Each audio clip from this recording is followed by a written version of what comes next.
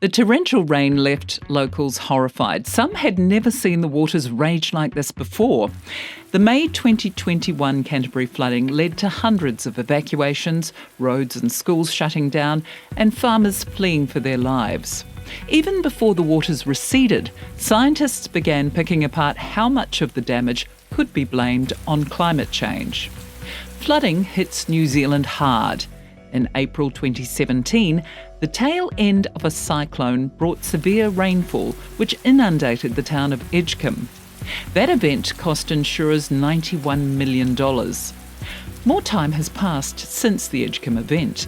Researchers have more time to ask, did climate change have an impact? Did it make the flooding worse? The answer, yes, according to a recent study that used a mathematical model to determine just how much blame could be attributed to anthropogenic climate change. Let's explain how climate change impacts flooding. Firstly, there are three main causes of floods. Fluvial, or river floods, occur when rivers burst their banks and flood the nearby lands. This is what happened in Edgecombe.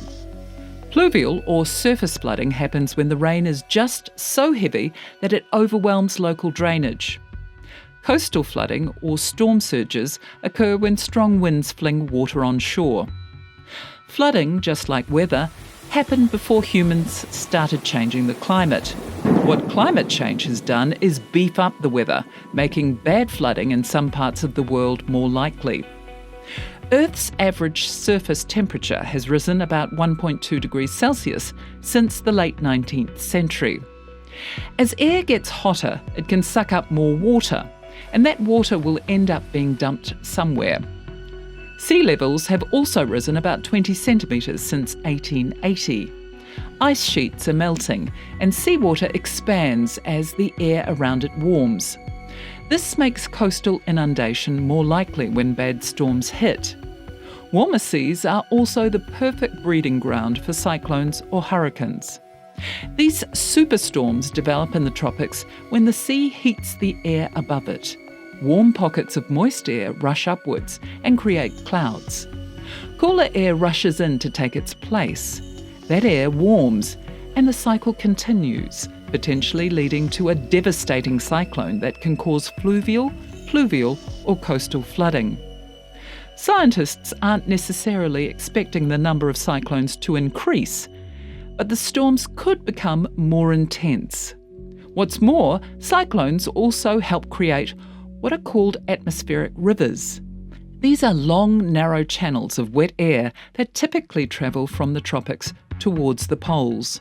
They, like weather and floods, are nothing new. Atmospheric rivers dump water on New Zealand all the time.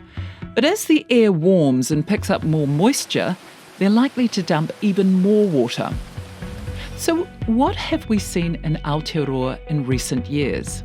Well, wet areas appear to be getting wetter and dry areas drier.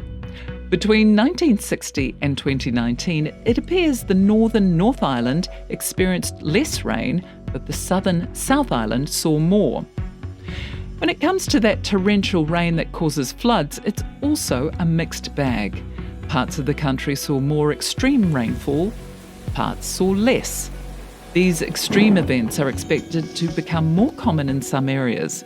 In the Wellington region, for example, what we think is really bad rain may just be the norm for our children and grandchildren.